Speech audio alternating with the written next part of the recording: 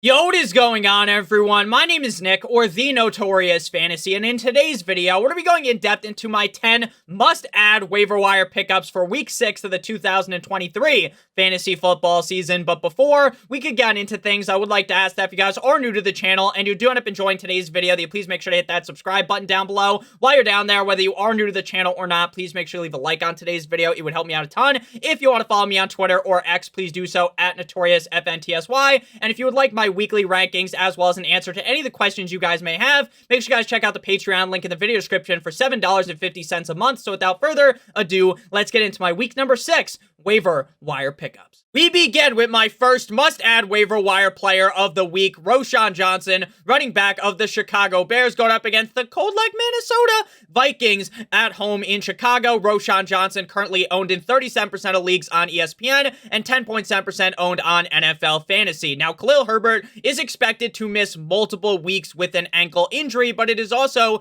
important to note that Roschon did suffer a concussion last week during that Thursday Night Football matchup, so that is something to monitor. Ultimately, since it did happen on Thursday Night Football and this game is not until Sunday, it is a pretty safe assumption to say that Roschon Johnson should be able to play with the additional time. Now, is that a guarantee?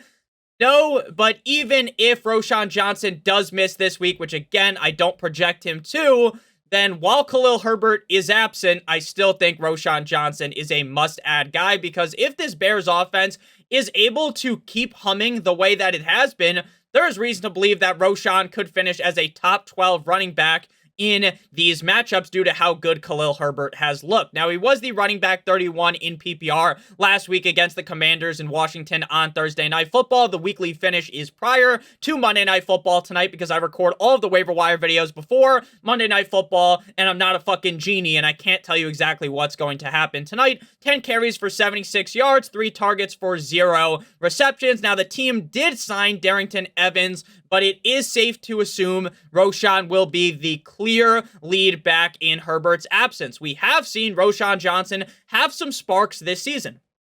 Now, the problem was the sparks were flying when the Bears offense was dog shit, right? When the Bears offense wasn't able to get it up when they were in need of a Viagra. But recently, the Bears offense has really picked things up. They have some pretty solid matchups going forward over the next couple of weeks. So as long as Roschon Johnson is good to go up against the Vikings, and without Khalil Herbert, Roschon has a ton of upside, again, up against a not-so-hot Vikings defense. Moving to my number 2 must-add waiver wire option, and this is definitely a little bit different because the number 2 guy is a tight end.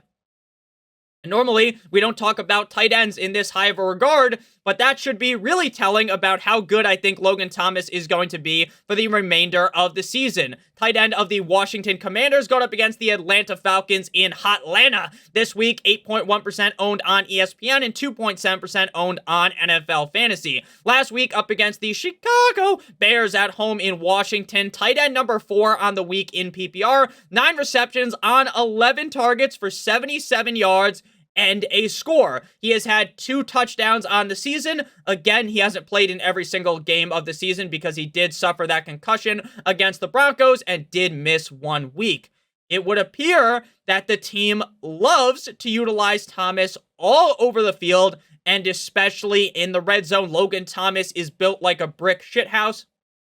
They are going to target him heavily in the red zone. Plus, the Commanders' offense is pretty decent. Now, again, I'm not ready to get down on my knees and give Sam Howell the Gawk Gawk 9000 and say that Sam Howell's the franchise guy for the Washington Commanders. But what I will say, with Eric Bieniemy as the offensive coordinator, a majority of the games this season, I get the Commanders don't have the best record, the offense has looked pretty solid. And the Atlanta Falcons defense, again, they're no pushover, right? They're not some bottom of the barrel defensive unit in the NFL, but ultimately, with there being bye weeks this week and with the tight end position being as fragile as it is right now, it is pretty safe to assume that Logan Thomas at this point in the season is a must start. tight end. Next up, we get to a wide receiver in Joshua Palmer of the LA Chargers going up against the Dallas Cowboys at home in LA. 40.2% owned on ESPN, 20% owned on NFL. The Chargers were on bye last week, which did lead to people dropping Joshua Palmer, so his ownership percentage was a lot lower than when we looked at it last week. He was the wide receiver 35 in PPR in his last game up against the Las Vegas Raiders in week number 4. Again, they were on bye last week, so no week 5 game. In that game, Palmer had 3 receptions on 8 targets for 77 yards. Now, I am as big of a Quentin Johnston fan as you can get, right? Going into the NFL draft, I thought this guy was going to be fantastic, and he landed in LA, which seemed to be the wet dream landing spot, right? I get that Mike Williams is there, they got Keenan Allen, but man, oh man, Quentin Johnston should be the clear number 3 receiver on this team, again, when Mike Williams and Keenan Allen were there. But now Mike Williams is gone, and it seems like Brandon Staley's dumbass wants to use Joshua Palmer as the wide receiver 2 behind Keenan Allen.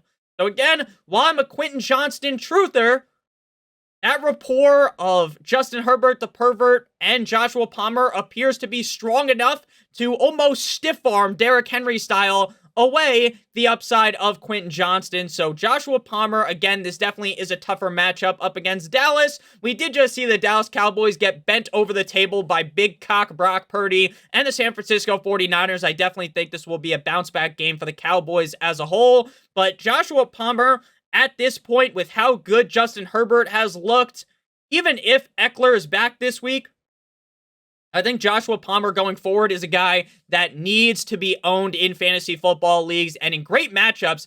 The upside's immense. Again, I do really believe eventually Quentin Johnston's going to kind of get the baton and take over as the wide receiver 2 on the team. Coming out the bye, hopefully that's what happens. But again, I don't think that's what's going to happen, even though it should. So Joshua Palmer is in the driver's seat right now to have a great rest of the season. At number 4, we got another Josh, and that is Josh Reynolds, wide receiver of the Detroit Lions, going up against the Tampa Bay Buccaneers in Tampa Bay. 24.5% owned on ESPN, 17.8% owned on NFL. Now, week 15, or not week 15, he was the wide receiver 15 last week up against the Carolina Panthers at home in Detroit. 4 receptions on 5 targets for 76 yards and a touchdown. Now, I know what some of you might be thinking, Nick, that's because Amon-Ra St. Brown missed last week with an abdomen injury. Don't you know that when the sun god comes back, Josh Reynolds is going to be a poverty fantasy football option? Well, at the beginning of the season, before the season started, I'd probably tell you, yeah, that's probably the case, right? Because Jameson Williams is coming back. But Jameson Williams feels like he's going to continue to get ramped up as the season goes along. It's not like we saw a whole lot of Jameson Williams last week, even with Amon-Ra St. Brown missing the game. And Amon-Ra St. Brown's abdomen injury is rumored, there are some reports, the little birdies are chirping, that this might be a more serious injury that we are being led on to believe. Now, again, I'm not saying Amon-Ra St. Brown's fucking done for the season, but it wouldn't be all that crazy if, with how good the Lions look, that they're like, okay, Amon-Ra St. Brown, maybe not a superstar receiver in the NFL, but he's their superstar receiver, right? He's one of the better receivers in the NFL. Let's maybe hold him back from himself, right? Let's maybe not throw him out there to the fucking Wolves against the Bucks. Maybe they sit him again. Now, again, I'm not saying that's a guaranteed to happen, but it's definitely possible. But even if Amon-Ra St. Brown comes back with the just-the-tip approach that the Lions are using with Jameson Williams, there is a really good chance that Josh Reynolds continues to be the number 2 receiver on this team, and that's got a lot of upside when the Lions offense looks this fucking good. And next up, we move to my number 5 waiver wire option. If you guys have enjoyed thus far, hit that like button, hit that subscribe button down below. It helps me out a ton. Emari Demercado, the Italian stallion, running back of the Arizona Cardinals, going up against the LA Rams in LA. 0.4% owned on ESPN, 0.1% owned on NFL. Now, it is important to note that we still have basically 0 reports on James Conner and Keontae Ingram. Conner's injury, to me, didn't look severe, but I'm as much of a doctor as Johnny Sins, and we still have no news about it. So, it's important to follow this, right? You don't have to put in your waiver claims tonight, right? You don't have to blow your fucking fab load on the Demercado right now, right? You can wait till tomorrow. And on Tuesday, you can see, oh, maybe it seems like Connor could be back. Maybe Ingram could be back, right? Maybe it seems more like, hey, they're both gone.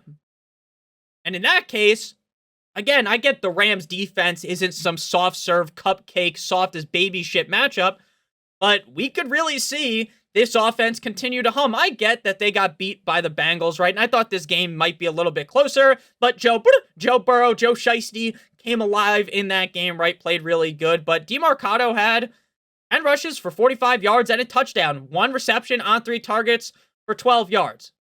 If we know for sure tomorrow, like Connor Ingram probably going to miss, Demercado becomes probably the number 2 waiver wire ad because, again, even if it's just for 1 week, this is a guy with a shit ton of upside on an offense. I know the Cardinals lost, right? The offense still looked good. I know Josh Dobbs kind of had a bad game, throwing a couple of interceptions they probably wanted back, but the offense still looks good, and the system that the coach there put forward, that Gannon put forward, appears to be a system that very heavily favors a running back, even if they don't have the best offensive line in the NFL. Moving to my 6th must-add waiver wire option, KJ Osborn of the Minnesota Vikings going up against the Chicago Bears in Chicago, a matchup that could be very high scoring. Probably should have mentioned that with Roschon.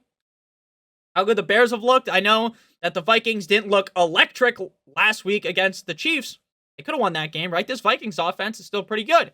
21.6% owned on ESPN, 2.4% owned on NFL. Now, Kevin O'Connell says that Justin Jefferson is going through tests on his hamstring, said Jefferson is down today on Monday, given his competitiveness, like he's kind of pissed off, I wish I could be out there, blah, blah, blah, and that the team will make sure that it protects him from himself.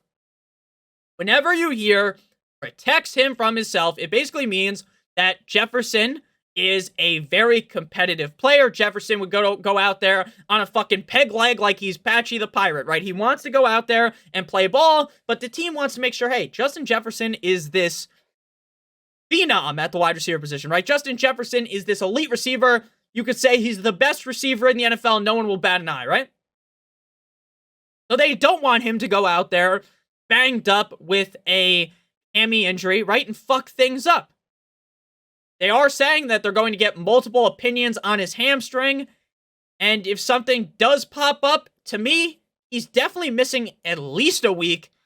And it might be even more because, again, the Vikings don't want Jefferson getting hurt. Jefferson is their kit and caboodle. He's the top prize. He's one of the best receivers in the NFL. They can't have him getting hurt, so they are going to restrict him from potentially trying to rush back and hurt himself. Week 5 against the Chiefs, KJ Osborn, 5 receptions on 9 targets for 49 yards. We all know that I'm on a bad bitch. Addison Ray is going to be the number 1 receiver, in my opinion, in Jefferson's absence in terms of targets. But even with TJ Hawkinson there as well, I think KJ Osborn has a very clear role in this offense. Without Jefferson, once Jefferson comes back, you just cut bait on KJ Osborn. Obviously, there's still a chance Jefferson plays on Sunday, but I wouldn't think so. At number 7, we got Sam Howell, quarterback of the Washington Commanders, going up against the Atlanta Falcons in Atlanta. 17.4% owned on ESPN, 11.2% owned on NFL, which is shocking, especially since they played the Bears last week, that he's not owned in more leagues. Up against the Bears, Thursday Night Football at home in Washington. 37 completions on 51 attempts for 388 yards, almost 400 yards, 2 touchdowns with 1 interception, 4 rushes for 19 yards. Howell has honestly looked really good in 3 out of 5 of the games. Outside of that Bills game where he really sucked, right? He shit the bed there, 4 interceptions in that one. He's been solid. Eric Bieniemy has really changed this offense around. Now, Riverboat Ron, still kind of a pussy, right, for not going for 2 late in the game, right? Or he didn't go for 2. I believe he kicked a field goal instead of going for it, right? Like, they need to take that nickname away, Riverboat Ron, because he is a very conservative-minded coach, right? He's not taking any risks. Stupid. But, again, we talked about the Atlanta defense when we talked about Logan Thomas. Again, I don't think the Atlanta Falcons defense is some pushover, right? Like Sam Howell's gonna fucking do the Billy Strut on in there, walk in and slap the ever-living shit out of the Atlanta Falcons like his name was Will Smith. But he's probably gonna have a top 12 game.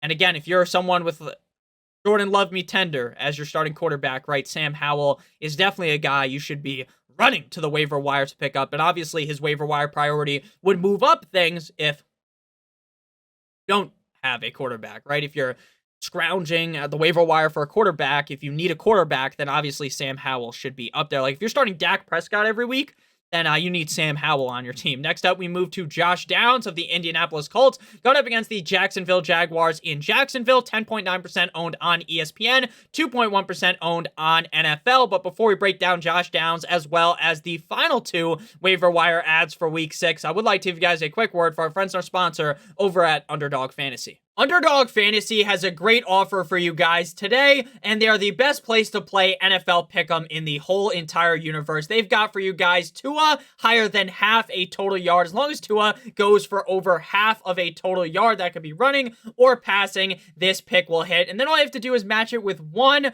other pick. So we're going to go ahead and go with Travis Etienne higher than 63.5 rushing yards. I really think the Bills defense is pretty soft against the run. I think the Jacksonville Jaguars are going to look to run a lot with Travis Etienne. So if this pick does hit, we'll get 3 times our entry fee. If you want to go ahead and add a third pick, it will be 6 times. 4 picks will be 10 times, and 5 picks will be 20 times your entry fee. If you are new to Underdog and want to do the Pick'em contest, make sure you live in one of the states that are listed on your screen right now. And if you are new, make sure you use promo code Notorious for a first match deposit bonus of up to $100. You deposit 100, they give an additional 100. If you do 50, an additional 50, 25, an additional 25. The minimum deposit on Underdog is $10. Again, using either promo code Notorious or click on the link in the video description. If you have a gambling problem, please make sure that you call 1-800-GAMBLER. Back on into things, Josh Downs of the Indianapolis Colts going up against the Jacksonville Jaguars. Again, 11% owned, 10.9% owned on ESPN, 2.1% owned on NFL. Wide receiver 17 last week up against the Atlanta Titans. We all do know, though, that the Titans have a pretty shit pass defense, really solid against the run. 6 receptions on 6 targets for 97 yards. Now, there's still tons of speculation out there, and it's pretty unclear right now on Monday how long Richardson's going to miss. Is it going to be a couple weeks? Months? Done for the season? Based on what I've read, it seems like it's going to be around a month. But again, these are initial speculations. We still need to see more scans that they have to do. And it seems like this is another situation where they're going to go for like 12 different opinions, right? Just like Justin Jefferson, right? Like, hey, what is this? You know, ask like 12 different doctors. Which makes sense, right? You're dealing with a fucking franchise quarterback potentially here with Anthony Richardson. What I will tell you is that while the team's upside is way less with Gardner Minshew under center, Gardner loves to feed the rock to Josh Downs. In games where Gardner's in, it seems like Josh Downs is a lot more of a focal piece in this offense. Now, I'm not saying that Michael Pittman is now dead, right? Sleeping with the fucking fishes, Luca Brasi style, right? I'm not saying that. What I'm saying is Gardner likes to utilize Josh Downs a lot more, which gives him more upside. Again, still pretty timid on the report on Anthony Richardson. From what I've seen on Twitter from the Twitter doctors, it seems like it's going to be around a month. But again, he comes back like next week, Derek Carr style, then Josh Downs' value definitely takes a hit. Moving now to must-add waiver wire option number 9. Chuba Hubbard of the Carolina Panthers going up against my Miami Dolphins in Miami. 18.1% owned on ESPN, 9.7% owned on NFL. Running back 38 last week up against the Lions in Detroit. That Lions defense, like we were talking about all of last week, it seems like every week they're getting better. Like, I know they played really good against Mahomes, but after that, you know, it was like, oh, maybe the Lions defense a little bit fraudulent. But then recently, they've really started to pick things up. 9 rushes for 35 yards, 1 reception on 2 targets. What's important to note is the snap counts. Hubbard, 48%, Sanders, 46%. Now, Sanders is still dealing with an injury, so it's very plausible that the reason why we're seeing more Chuba Hubbard is because Miles Sanders' injury is inhibiting him from getting more playing time. Yes, I agree with that. Not an insane take. So if you want to add Chuba Hubbard, go ahead. Again, are you going to roll him out there with confidence against the Dolphins, even though the Dolphins defense sucks donkey cock? No. You're not going to do that. But if you're down bad at running back and you need guys to hold on to with potential big upside, like Bryce Young figures things out, this offense starts humming more, then I definitely think Chuba Hubbard's worth an ad. Final guy here, another guy that is more of like a speculative ad, right? That you want to add in case something happens. Tyjae Spears, running back of the Atlanta Titans, going up against the Baltimore Ravens in London Town. 25.5% owned on ESPN, 5.2% owned on NFL. Everyone knows, the NFL knows, right?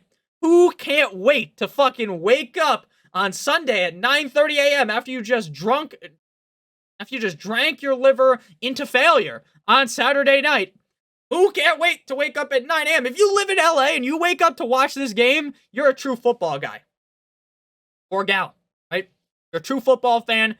If this game was on at 6:30 in the morning, I'd fucking hit the snooze button a million times. I'm going to sleep. Now, could it be a fun game? Yeah, the London games are always a little bit crazy, right? The Bills lose to the Jags, right? Crazy. But at the end of the day, this matchup, not very exciting. Especially since it's at 9:30 in the fucking morning, right? If it was in the 1 o'clock slate of games like you saw, ooh, look at Derrick Henry. Ooh, look at Lamar. Fun. Sure, but at 9:30 a.m., fuck no, baby. Now I'm gonna watch it, but I don't think a lot of people will wake up for this one. Running back 8 on the week at Indianapolis, 7 rushes for 34 yards and a tug, 4 receptions on 5 targets for 35 yards. Henry had a 62% snap count. Spears 52%. Spears is a sick name, by the way. While Spears doesn't have great upside weekly. Now, Nick, he was the running back 8 last week, I know. If Henry was to go down, knock on wood, Spears would catapult into being incredibly fantasy. Because Spears can catch passes. He can run. Now, again, is he as big of a back as Derrick Henry? No. But you're down, again, if you're down bad at running back, right, you're needing some potential extra juice. Tyjae Spears is a guy that you want to just hold on your bench. Because if Derrick Henry was to go down, Tyjae Spears would instantly become the #1 waiver wire ad. And the Derrick Henry owner, if you have him, might come fucking running your way trying to make a trade for Tyjae Spears to where you might be able to get a great upgrade at receiver. So that's just kind of how I think about things. So thank you guys all so much for watching. If you did end up enjoying, and if you have any questions about these players or maybe some other players that you don't see in the video, they're like, oh, Nick, maybe I would like to add X player. What do you think about them? Then I will answer you in the comment section. I love you guys all so much. I hope you have a great rest of your guys' day. If you missed out on the defenses to add video, the defenses to stream for week number 6, make sure you guys check that out. I dropped that earlier today. Hope you guys enjoy Monday Night Football tonight, the Green Bay Packers game versus the Las Vegas Raiders. So I hope you guys do end up enjoying. I love you guys all so much. Hope you have a great one. Hit that like button. Hit that subscribe button. Have a great one. Love you guys as always. Good boy.